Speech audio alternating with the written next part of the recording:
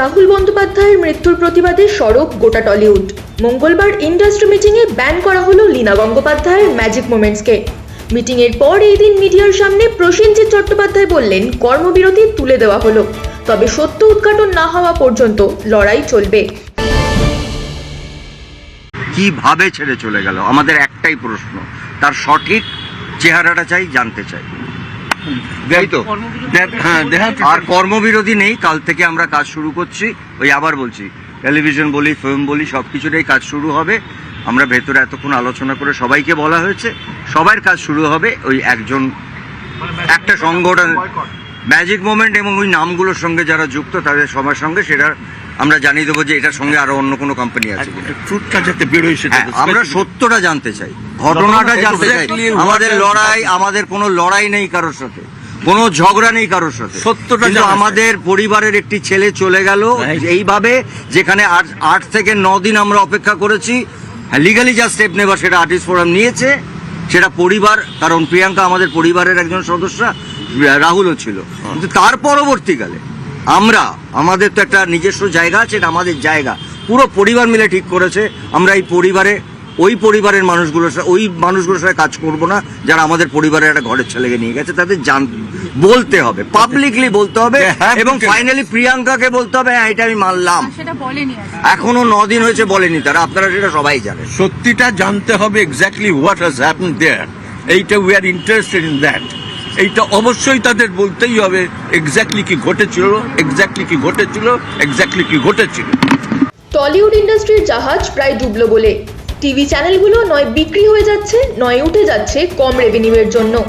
এই প্রসঙ্গে দেবের বক্তব্য, এই ব্যান কালচার চলতে থাকলে পুরো ইন্ডাস্ট্রিটাই উঠে যাবে। তিনি এও জানান, ব্যান হওয়া সমস্ত পরিচালক অভিনেতাদের 72 ঘন্টার মধ্যে আবার ফেরানো হবে। স্বরূপ বিশ্বাসের নাম উঠতে তিনি টিপ্পণীর ভঙ্গিতে বললেন, ব্যান করে দেওয়ার হুমকি এসেছে তার কাছেও, তবে ভালো কাজ করতে গেলে, অন্যায়ের বিরুদ্ধে প্রতিবাদ করতে গেলে যদি ব্যান হতে হয় তাতেও আপত্তি নেই দেবের। আর্টিস্ট ফোরাম এবং ফেডারেশন আমরা যৌথ মিলে আমরা ব্যান্ড কালচার বা নন কর্পোরেশন কালচার থেকে দূরে থাকি, কিন্তু যেই ঘটনাটা ঘটেছে সেটা অস্বীকারও করতে পারবো না। সেই জন্য সেই কোম্পানি বা তাদের ডিরেক্টরসদের সঙ্গে আমরা নন কর্পোরেশনে যাব, যতদিন না ওরা প্রমাণ করতে পারে যে তারা নির্দোষ বা তাদের কোনো দোষ নেই, তাদের কোনো নেই, পার্সোনাল কোনো নেই। এটা হলো একটা দিক, যেটা আমি বললাম যে কোনো ব্যান বা এটা আমাদের সিদ্ধান্ত হয়েছে, যেটা বুম্বাদা বলবে।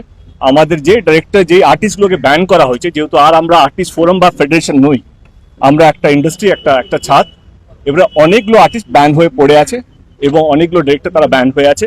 বুম্বাদা আমাকে 72 ঘন্টা টাইম দিয়েছে, 72 ঘন্টার মধ্যে তারা আবার ফিরবে, সেটাই বুম্বাদা আমাকে কথা দিয়েছে। এবং আমাদের যারা আর্টিস্ট যারা কাজ করতে পারছে, কারণ একটা রাহুল চলে যাওয়াতে আমরা বুঝতে পেরেছি যে শুধু চলে যাওয়া নয়, কাজ না করতে দেওয়াও একটা এমন একটা কষ্ট, সেটা আমার মনে হয় যাদের কাজ নেই তারা বুঝতে পারবে। তো সেই সিদ্ধান্ত আজকে নেওয়া হলো যে যারা ব্যান আছে তাদেরকে 72 ঘন্টার মধ্যে বুম্বাদা কি করবে, স্বরূপের সাথে কি কথা বলবে, সেটা তাদের ডিসিশন। 72 ঘন্টার মধ্যে তাদের ব্যানটা তুলে নেওয়া হবে বলে আমাকে কনফার্মেশন দিয়েছে। Thank you so much. Ban হওয়া অভিনেতা অভিনেত্রীদের ফেরানোর প্রতিবাদে দেবের উপর পাল্টা প্রশ্ন ফেডারেশন সভাপতি স্বরূপ বিশ্বাসের। তিনি বললেন, টেকনিশিয়ানরা গত 1 বছর 3 মাস ধরে তাদের অধিকার রক্ষার জন্য লড়ছেন, তখন কোথায় ছিলেন দেব? ফেডারেশন দীর্ঘদিন ধরেই কাজের সময় একটি সেফটি এবং সিকিউরিটি নিয়ম বা প্রোটোকল তৈরি করার চেষ্টা করছি। দীর্ঘ আলোচনা হয়েছে, কিন্তু আমরা সেই সাফল্য পাইনি, কারণ সেক্ষেত্রে অনেক বাধা সম্মুখীন আমাদের হতে হয়েছে। আজকে আমরা সত্যি আনন্দিত যে আমাদের আর্টিস্ট ফোরাম এবং ফেডারেশন যৌথভাবে এই উদ্যোগ গ্রহণ করেছে। আমরা প্রডিউসার এবং চ্যানেলদের আবেদন করেছি এখানে আসার জন্য, এবং কাজের সময় যে আমাদের কলাকুশলীরা যেন সুরক্ষিত থাকেন। যদি তাদের কোনো দুর্ঘটনা বা ঘটনা ঘটে, তাদের যেন সুরক্ষা ব্যবস্থা অবশ্যই দেওয়া হয়। শিল্পীদের ক্ষেত্রেও যেন সমভাবে সেই জিনিসটি দেওয়া হয়। এটার জন্যই আজকে আমাদের এই কর্মবিরতি বলতে পারেন বা আমাদের ডিসকন্টিনিউ ওয়ার্ক বলতে পারেন। এটা সবাইকে বুঝতে হবে এটা চ্যানেল, প্রডিউসার্স সবাইকে বুঝতে হবে। অলরেডি ইম্পা আপনারা জানেন গতকালই একটি চিঠি আমাদের কাছে পাঠিয়েছে।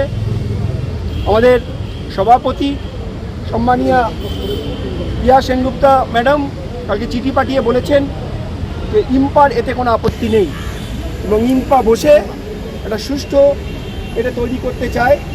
আমি কলাকুশলীদের তরফ থেকে, ফেডারেশনের তরফ থেকে তাদের ধন্যবাদ এবং কৃতজ্ঞতা জানাচ্ছি। হঠাৎ করে দেব যে প্রস্তাব করলেন 72 ঘন্টার মধ্যে উঠিয়ে দেবে, সেটা যদি আজ থেকে 1 বছর 3 মাস আগে এসে উনি বিষয়টি নিয়ে আলোচনা করতেন তাহলে ভালো লাগতো, টেকনিশিয়ানদের ভালো লাগতো যে শুধুমাত্র তিনি একজন আর্টিস্টকে নিয়ে ভাবছেন না, তিনি একজন কলা কুশলীদের নিয়েও ভাবছেন। তাহলে কলা কুশলীরা খুশি হতো। তাহলে কলা কুশলীদের পুঞ্জীভূত যে টাকা, একটু একটু করে যে টাকা জমিয়েছিলাম, তা ফিক্সড ডিপোজিট ভেঙে সেই কোর্টে লড়াই করতে হয়েছে, তাহলে সেটাও আমাদের বেঁচে যেত। আর আমাদের কাজের অধিকার কেড়ে নেওয়ার জন্য যে হাইকোর্টের কাছে প্লিগুলো হয়েছিল সেগুলো তাহলে আর হতো না। তাই বলাটা অনেক সহজ, কিন্তু কাজটা করে দেখানো এবং কলা কুশলীদের পাশে থাকা অনেক বেশি জরুরি।